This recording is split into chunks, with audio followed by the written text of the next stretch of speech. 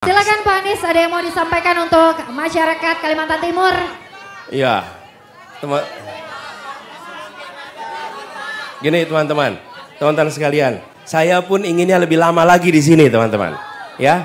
Tapi begini teman-teman, kami ini insya Allah nanti satu saat seperti dibilang tadi, sekali minum air Samarinda akan kembali lagi ke Samarinda, ya. Nah, tapi dalam kesempatan ini saya ingin sampaikan kepada teman-teman semua bahwa ini sharing saja teman-teman. Kami menginginkan kualitas demokrasi di Indonesia lebih baik. Bulan depan rakyat Indonesia akan menentukan pilihan kepada siapa kewenangan itu diberikan. Dan ketika menentukan, kami memilih sebagai salah satu kontestan, kami memilih untuk menghadirkan dialog-dialog seperti ini. Ketika dialog, Anda bisa mendengarkan pandangan saya. Dan ketika saya menyampaikan, tidak mungkin Anda akan setuju 100%. Mungkin ada yang setuju 100%, ada yang setuju 80%, ada yang setuju 70%. Tapi minimal Anda tahu di mana setujunya, di mana tidak setujunya. Dan saya melihat demokrasi modern harus rakyat mengetahui apa yang menjadi jalan pikiran pemimpinnya. Apa yang menjadi cara dia mengambil keputusan. Apa gagasan yang ada pada dia. Karena Indonesia sedang memilih orang untuk membuat keputusan. Bukan memilih orang untuk fotonya dipasang di ruang-ruang kelas. Kalau Anda memilih orang hanya untuk dipasang fotonya di ruang kelas, maka cukup menilai dari bannernya saja. Oke, tapi karena Anda memilih orang untuk mengambil keputusan, maka Anda harus tahu apa jalan pikirannya. Dan yang tidak kalah penting, orangnya tidak takut untuk dialog. Tidak takut untuk tukar pikiran. Dan bila menghadapi pandangan yang berbeda, maka lakukan tukar pikiran. Tukar pikiran itu kan untuk pandangan yang berbeda, bukan? Dan itu normalnya masyarakat ya ada tukar pikiran. Karena itu saya menawarkan ini sebagai bagian dari meningkatkan mutu demokrasi kita. Dan saya ingin sampaikan terima kasih. Yang hadir di sini adalah orang-orang yang mau meningkatkan mutu demokrasi di Indonesia. Teman-teman semua punya pilihan menonton saja di rumah atau hadir langsung. Dan Anda memilih hadir langsung. Anda bagian dari meningkatkan demokrasi itu. Lalu berikutnya teman-teman, bulan depan Anda akan menentukan pilihannya. Saya selalu mengatakan saya tidak minta Anda untuk milih saya, tidak. Saya hanya meminta Anda untuk menjadi pemilih yang rasional. Rasional itu artinya membandingkan, rasio itu perbandingkan. Orang yang memilih dengan menggunakan perbandingan, dia adalah pemilih yang rasional. Bandingkan apa? Bandingkan rekam gagasannya, rekam jejaknya, rekam karyanya, rekam prestasinya. Dari situ tentukan pilihannya di 14 Februari yang akan datang. Anak muda tidak perlu diajari milih siapa. Karena anak muda sudah tahu mereka harus memilih siapa. Tunjukkan itu, silahkan ambil pilihan. Dan pemilu, pilpres bukan tentang masa lalu. Pilpres pemilu adalah tentang masa depan.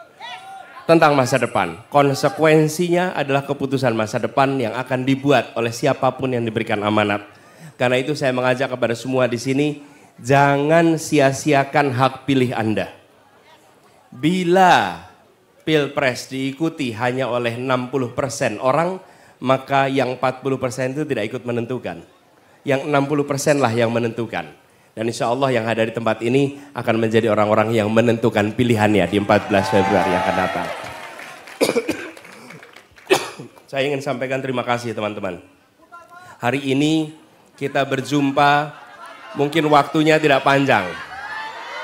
Ya, tapi insya Allah kenangannya panjang di kita semua.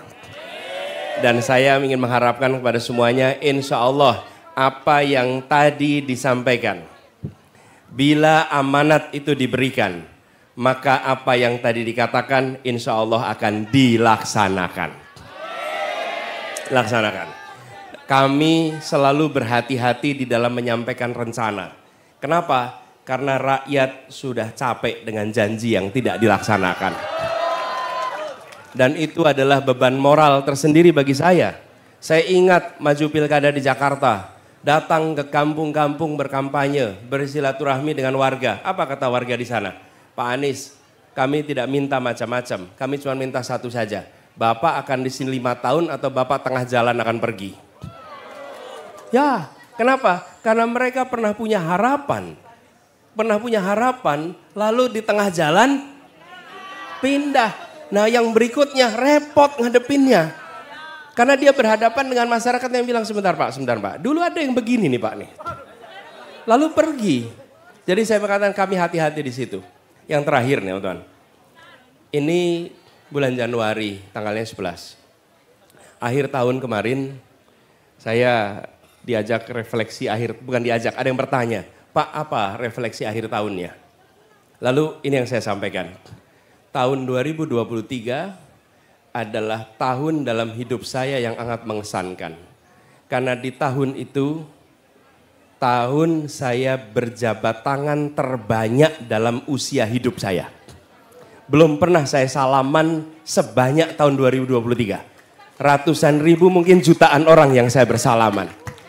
Dan teman-teman sekalian, tidak ada salaman basa-basi di situ. Semua salaman dengan penuh semangat. Tapi itu yang membuat saya merasa bahwa tanggung jawab perubahan itu bukan tentang satu orang, bukan tentang kekuasaan. Ini adalah amanat aspirasi jutaan orang yang pernah saya temui di berbagai tempat seluruh Indonesia. Bayangkan, ketemu dengan ibu-ibu yang menjabat tangan erat sambil bilang, Pak, harga susu bayinya terlalu mahal. Bayi saya tidak bisa dapat susu dengan baik. Pak, anak saya tidak bisa sekolah padahal dia berpotensi untuk bisa sukses. Anak saya pintar tapi biayanya mahal. Pak, pupuknya mahal. Pak, solarnya sulit. Gasnya. Di mana-mana yang ditemui adalah ungkapan harapan. Dan di semua tempat tidak ada orang yang datang di perkumpulan seperti ini bayaran. Semua datang dengan semangat bahwa kami ingin perubahan. Kami Indonesia lebih baik. Jadi saya terakhir ingin sampaikan. Ini adalah amanat perjuangan. Saya minta tolong pada semua yang bersimpati. Yang bersimpati pada gerakan ini. Mari kita usung sama-sama ikhtiar perubahan ini. Bila Anda bersimpati, bantu untuk usung. Karena ini adalah tanggung jawab yang dititipkan dari berbagai wilayah, jutaan rakyat yang menitipkan.